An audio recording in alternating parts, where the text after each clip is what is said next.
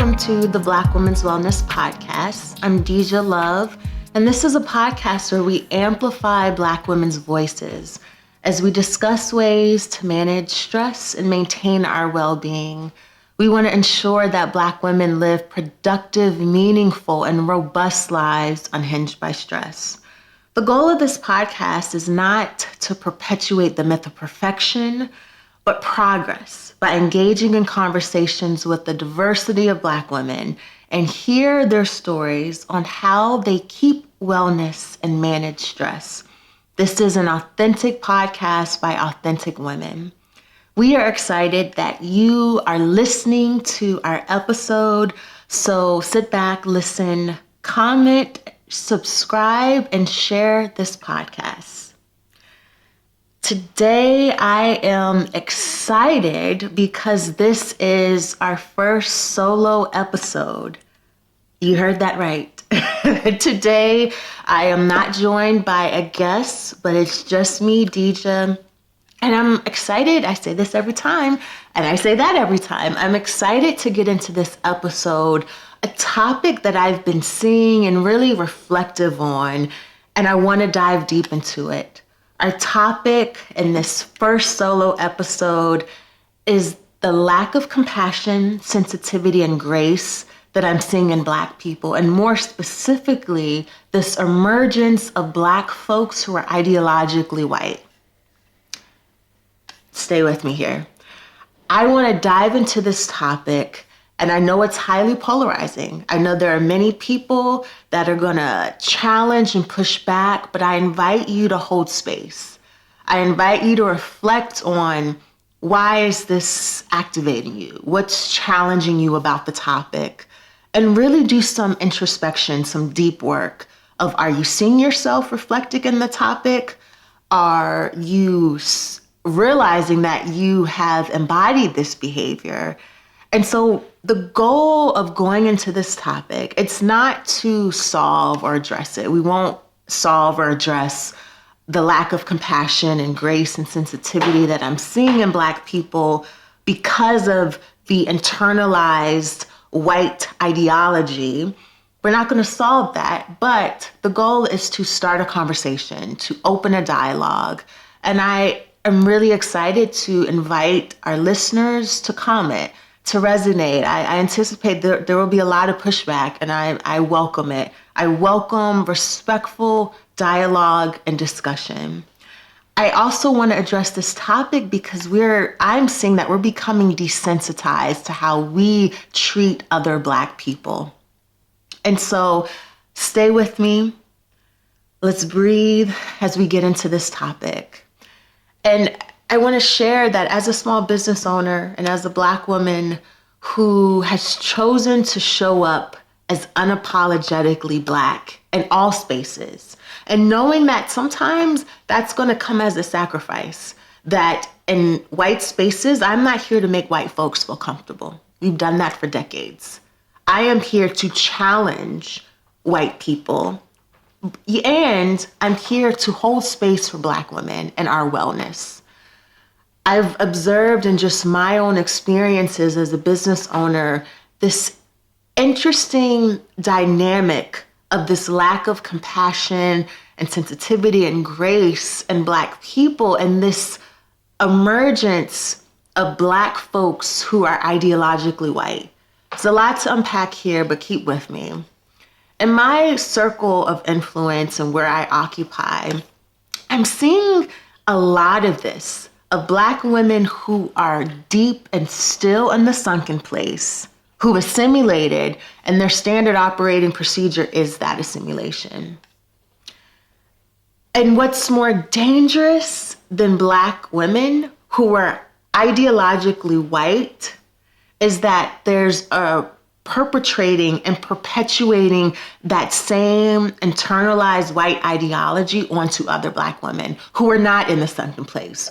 Women like me and many of us who are doing the deep self-work, therapy, introspection, meditation, Reiki providers, prayer, all of the things to promote our wellness.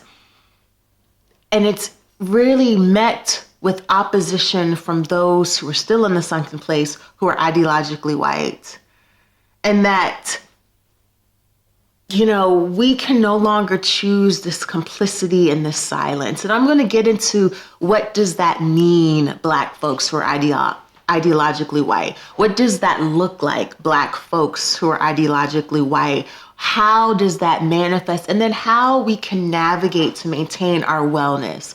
So I'm going to be unpacking all of that. And I really hope that you bring an open mind and really listening to this conversation that is not unique to me. I've been hearing it, but I also haven't seen it mainstream in the narrative. I haven't heard it explicitly named. And that's the goal of this conversation.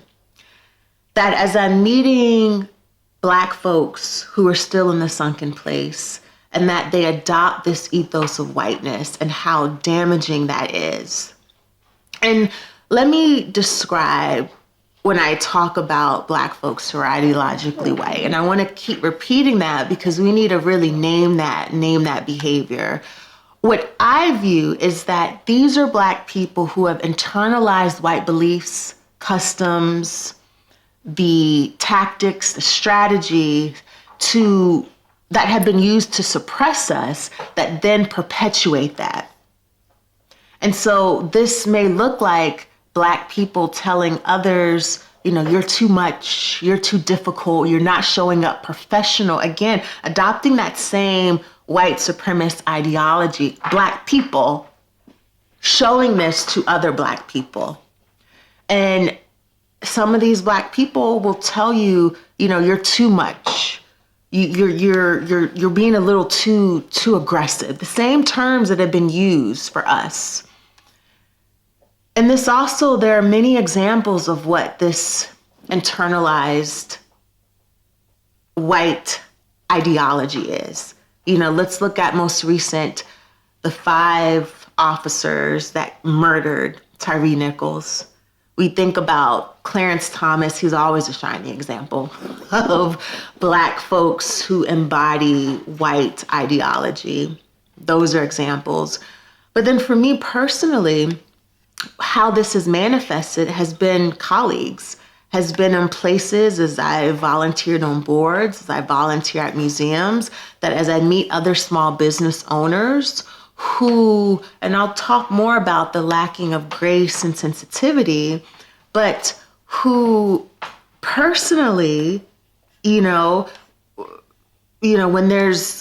I think about when I previously, and let me backtrack. So before being a small business owner, and when I worked as an employee across all the sectors, specifically when I worked in private sector, one of the only few Black folks, but there was a handful, so it wasn't 1 or 2, but there are a few handfuls, but still outnumbered. The majority were white in private sector, and that's pretty common, is that this white ideology that's been internalized and embodied by Blackness looks like those few Black people not showing up for you, not truly unifying, and them seeing you, but them wanting to protect their jobs, them wanting to protect themselves and their safety and advance in the corporate system.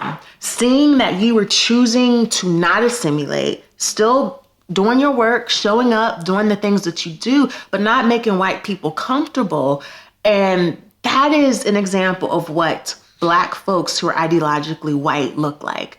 That that there's only a few of y'all, and rather than being collective and partnering, there's a choosing to be distant. And the challenge with that, as we connect the dots of how that impacts wellness, is that then you're isolated. As me, when I was the Black person who chose not to embody and to internalize white ideology, I was isolated. I didn't have any support. There were Black people there.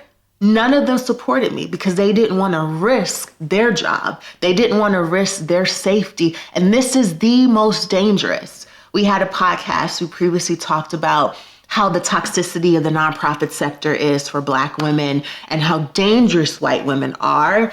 Here's another danger. And I don't know if we had to hierarchy if one is more dangerous than the other, but Black people who are ideologically white are deadly, are dangerous. because they're in these spaces, and it always hurts more when it's a Black person. We're not a monolith. We're not assuming that we're all the same, but there is a connection of trying to think that there's a kinship. And then when that person upholds the same ideas, you're not working hard enough. You're lazy. You're not putting in 60 hours of work. That is how that shows up, this white ideology that's manifested in Black bodies. And the connection, to this lack of compassion, this lack of sensitivity, is that we don't accept Black difference. That though we know that we are not a monolith and there's such diversity amongst Black folks, is that when it deviates from our own notion of what Blackness is, then we show this lack of compassion and this lack of sensitivity and grace and kindness.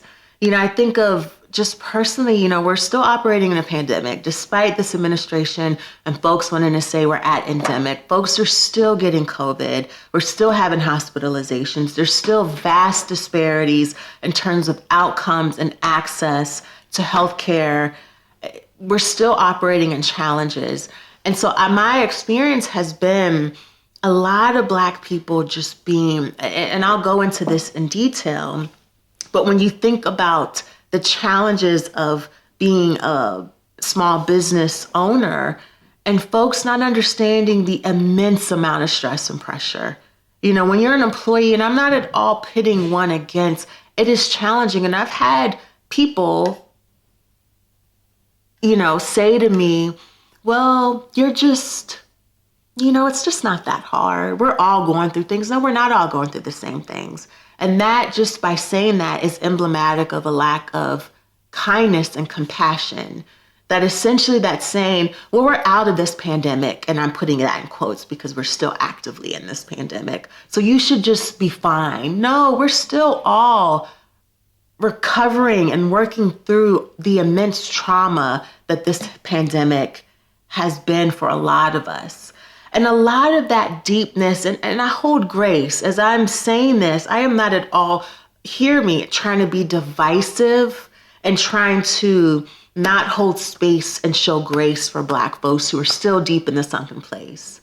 But what I am saying is it's dangerous. And we have to be able to learn how to navigate these treacherous waters of Black folks who are ideologically white, because it's incredibly dangerous. And it's dangerous because these are Black people. Sometimes you may let down your guard. When it's whiteness or it's folks of color that are white adjacent, I'm immediately, defense mechanisms are up. I'm like reading the room. I'm reading the tea leaves. I'm saying, okay, this is discerning of how I navigate. But I will, personally, sometimes I let my guard down. Oh, sis, it's another Black woman. Great.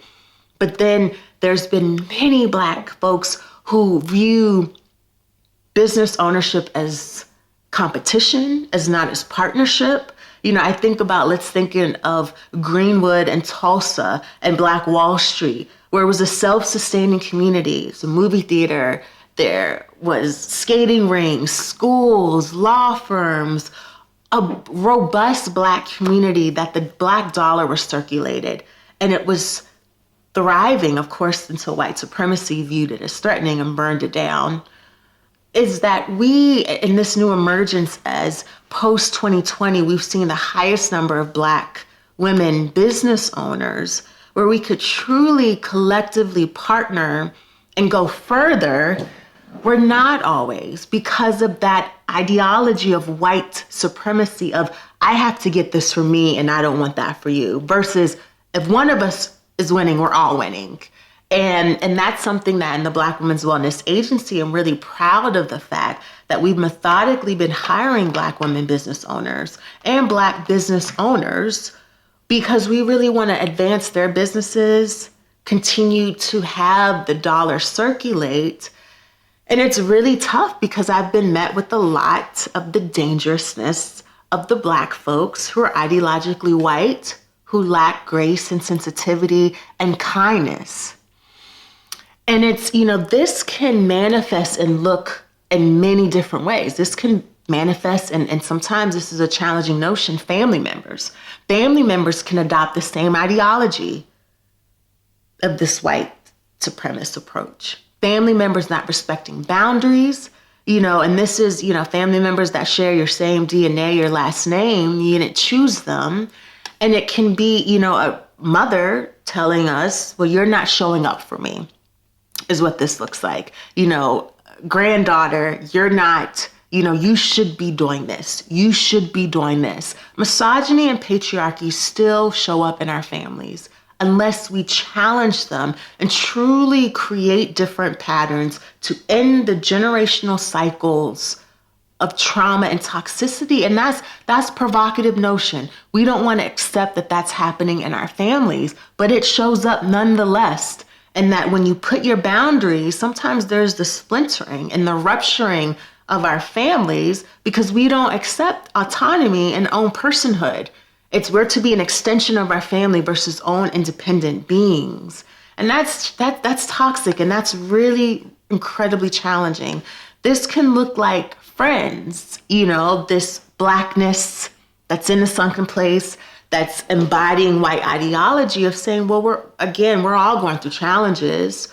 Why are you still going through this? I thought this would have been different. Well, why don't you have grace and kindness for me that I'm going through a challenge? That yes, though I'm doing all the work, it's still a challenge. And those folks just leaving.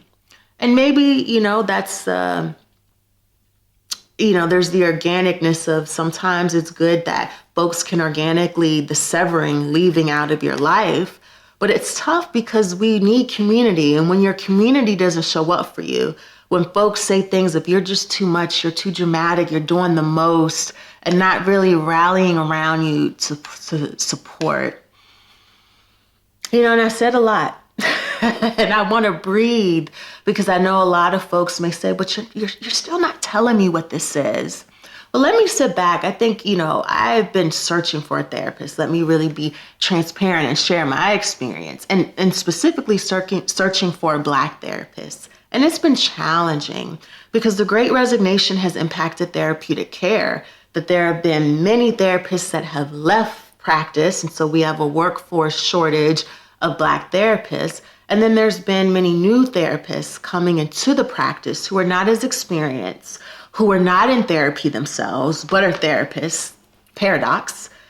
And often when we challenge that, I met with just the other day a therapist, Black woman, and when she asked me questions, and I said, you're not allowing me to share my experience. You're cutting me off. And this Black therapist said, I am projecting, weaponize the therapeutic term, said I'm projecting, saying that she doesn't feel safe in a teletherapy session, and did not want to hold space in the fact that as a therapist, you are sworn to do no harm. You are ethically held to a responsibility.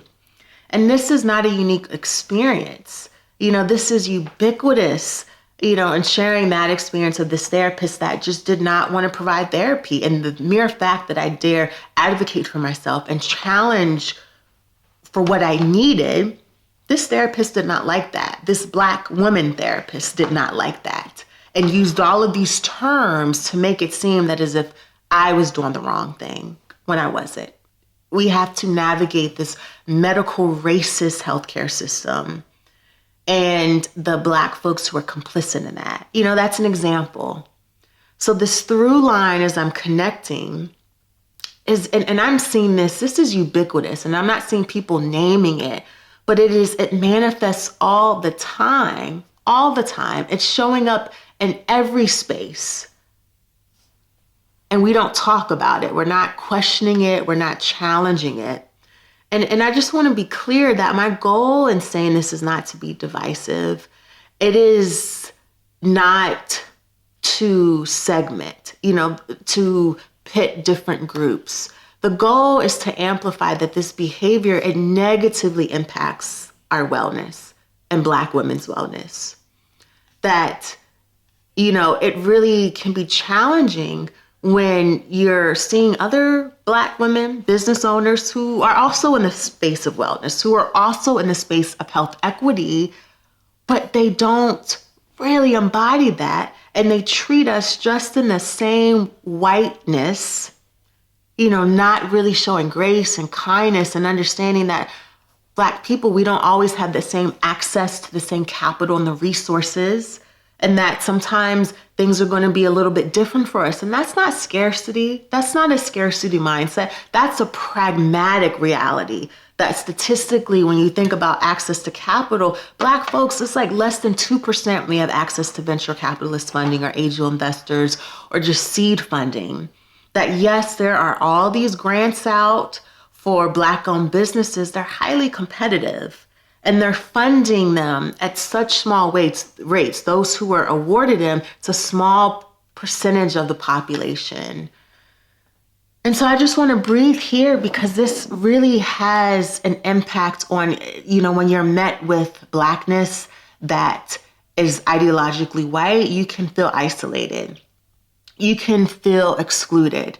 You don't have the same support and you don't have the same community. And that can lead to, let's look at it from a public health perspective. We are at an all-time, the national average for rates of anxiety, depression, and death by suicide are at the highest that we have seen. And it's really the dangerousness of not being able to have community and people to show up for you that have the same ethos, of showing kindness. And a lot of it, I don't want to, it's not a panacea. It's a lot of us are not in therapy, understandably. It's a challenge as for all the reasons I articulated. Not having Black therapists, we don't all have insurance, and that's a challenging in and of itself. And so it's really tough when we're not doing the introspection that we all have trauma, especially those of us who our ancestry is tied to a transatlantic Middle Passage where we have that PTSD compounded by a pandemic, compounded by familial trauma that often is unaddressed, that can manifest itself in outbursts. I was listening to Amanda Seale's podcast, and she made the point that one of the studies, and I think a Black woman psychologist was saying that for Black women, trauma can manifest and anxiety can manifest in what is perceived as Black women. And I'm doing quotes, moodiness. I'm doing quotes because that is a stereotypical notion, and reject that. Black women who are attitudinal, rejecting that is emblematic of anxiety and trauma and other mental imbalances, that we don't show grace and kindness. We don't, sometimes our Black men are not supporting of us, do not come to our aid, but perpetuate that same toxic trope. You're just an angry Black woman. You're a Black woman that has too much attitude. You need to be checked. You need to be put in your place. How often are we hearing that? That is rooted in misogyny, patriarchy, embodied by Blackness. And I am not, again, I'm repeating myself. The goal of this is I'm not trying to be divisive, but we need to start this dialogue and talking about not all Black people have our best interest at hand. Not all Black women are for Black women. Not all Black spaces are safe spaces. And that we need to discern, and I'm doing this in my own life. I'm not at all projecting this into you. I'm learning this and discerning, and that can be own family members, own friends. That if we're going through hard times and you're mad, sis, that I'm not showing up for an event that I said I would, but the stress and the anxiety is getting to me and I need to hold space for my own rest and community care, and you're mad, and then now you're saying, well, you're flaky. You don't show up. You're not dependable. Again, white ideology that has been internalized and perpetrated, and it's cyclical. That's what that looks like. A lot of people always challenge and will say, oh, well, you're reaching. No, we're not reaching. We're not reaching. We're not. That's not a reach. That's being in tune and going deeper and saying, well, why are you assuming that? Let's go deep. Why is that the assumption? Why is it that we can't be sensitive and know that trauma doesn't always have this nice, neat package ending and start point?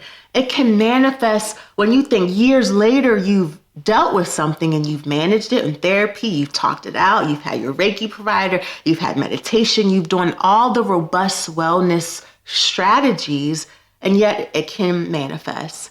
And I think it's really interesting because, I've spoken to one of my mentors, and I know I'm going to talk about Amanda because I love her podcast. I saw her a couple weeks ago. She was in DC at George Washington University for Black History Month. She was doing the keynote address, and she mentioned that her area of opportunity is to prioritize her wellness. And one of my mentors has mentioned that wellness, that is not the focus, but the revenue, the project goals, all the things, but the wellness isn't. And that's something that certainly with the Black Women's Wellness Podcast, we want to amplify that is our priority. That has to be, that we have to center it the same way we center our professional development goals, the same way we put on our calendar events and movies and brunches and dinners, the same way wellness has to be prioritized. And that can look like in the afternoon, I'm going to go out for a walk. That can look like I'm going to go into do this yoga class in the community. That can look like I'm not going to get on social, but I'm going to spend 15 minutes in silence, focusing on my breath, connecting, getting out of my head and the mental fluctuations and getting back into my body. These are some of the wellness strategies. And I know y'all are going to say, DeJa, you just went on a rant. It's not a rant.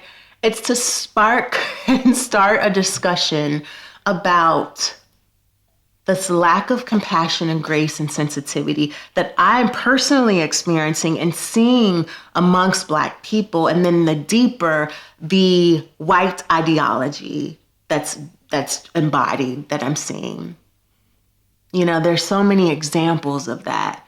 There's so many. And it's really, the question is, how do we manage this trauma?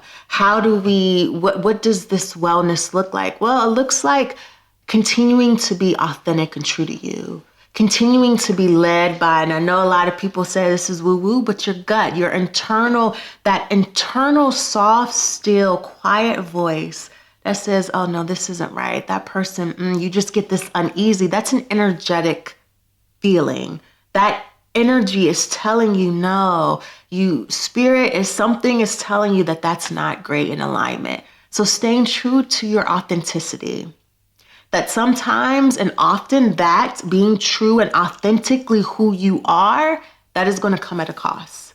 That is going to take a risk, that you are going to lose some business partners. You're going to lose friends. Your own family members will not appreciate and respect that.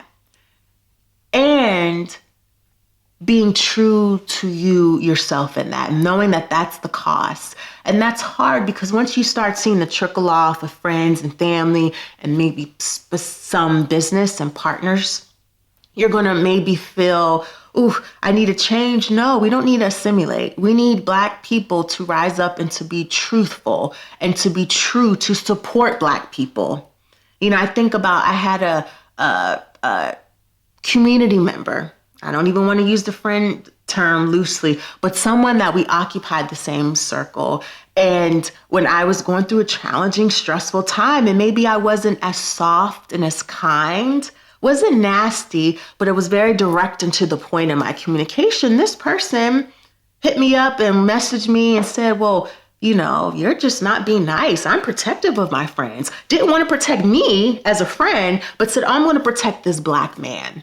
But I'm not going to protect you, Black woman. I'm just going to come at you. I'm not going to show kindness. I'm not going to give you the benefit of the doubt and say, wow, you lost 3 family members in 1 year. You were laid off from your job. You had all these things happen, but I'm not going to show grace. I'm going to say, well, we're all going through challenging. No, we're not. We're not all going through challenges. We do not all experience the same thing.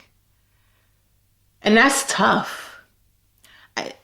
And there's not a solution, there's not a simple fix. It's really the multifaceted, in tandem multiple things is seeking out community and people that have a critical consciousness, that challenge these systems of oppression, even in Black communities. And I know there are going to be the academics that are going to say, oh, Black people can't oppress other Black people. I'm not talking about that. That's not what this is. But what this is it is damaging and is dangerous when we internalize white ideology and then we project that on to other Black people. And we expect that to be the norm. Nope, there are many of us that are not expecting that to be the norm. That is not the norm. And so we have to recognize when this is happening. And that takes us sacrificing and saying, I need to really do some inner work so I can start being in tune, so I can recognize.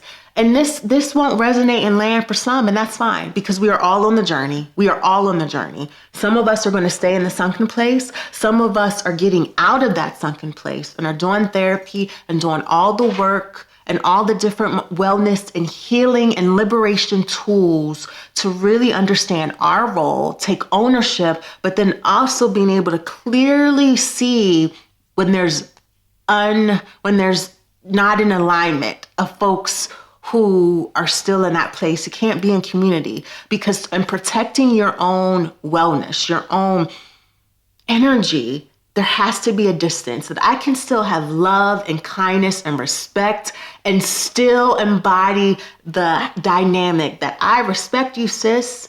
I will still support you from a distance, because I can't be in community with that, because that does me harm and that challenges my own wellness.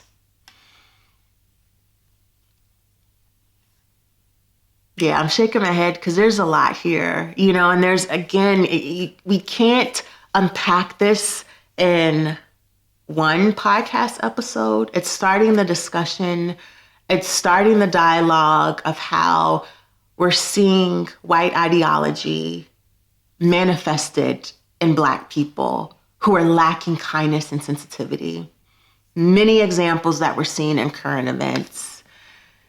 And it's, for me, I've chosen to divest from that. And not even I've chosen to, but it's organically happened that as I'm evolving, as I'm stepping into my own authenticity, the people in my community, I'm talking about Black people, because whiteness, I'm just, nope. Even if you're funding things, then maybe we're not partners, because I'm not here to make you feel comfortable whiteness at all, no. But I'm seeing community and folks just leave, just not show up. That if I'm not stoking the fire in that analogy, it just falls off. And that's happening because I think there has to be a give and take from both sides, and I'm not saying that it's always going to be parity. Sometimes you're going to give more, sometimes others, but it still has to be a collective that, I think about many of my friends during this pandemic have challenged their parents, family members have been hospitalized, passed away, have been sick, have lost jobs, housing insecure, income insecure, no health insurance, and I'm constantly calling and checking in, knowing that I want to pour into them, because right now they're in a season that they can't do that. And that's fine. And then seeing that sometimes if I'm in a season that those same friends may pour into me when I'm in a season that I can't. And it's, I feel better. It's tough because it's a path, it's a trajectory where there will be isolation, because of me choosing intentionally to divest from Black folks who are ideologically white, that's gonna sever a portion of the population, and that's a choice that I'm making. And many will criticize, and I welcome that. I welcome the critique. We can respectfully disagree. We're not a monolith as Black people, that there's a diversity of perspective, and the duality can exist. I wanted to have this conversation. Maybe this won't land for many, and that's fine. But having this conversation about what that looks like as I'm seeing this lack of compassion and sensitivity and grace. And I'm repeating myself so you can hear, so it can resonate. Maybe it plants a seed. Maybe it sparks you to think a little bit deeper and to say, oh, wow, so that's what that was. So yeah, this is the topic. And as, I close and last words, I welcome and would love to hear how this episode resonates in the comments, on our social media, on our website.